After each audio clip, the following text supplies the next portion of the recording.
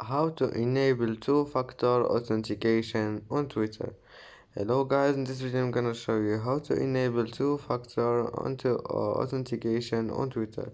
First go to Twitter and then go here and then click this one, settings and privacy, and now click here, security and account access, and then click this one, security, and then click here, two-factor authentication, and then enable anything you want like text message and get started, and then just enter your email and do anything they said,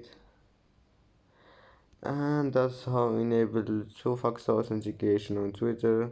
If you like this video, don't forget like and subscribe, and see you in the next video.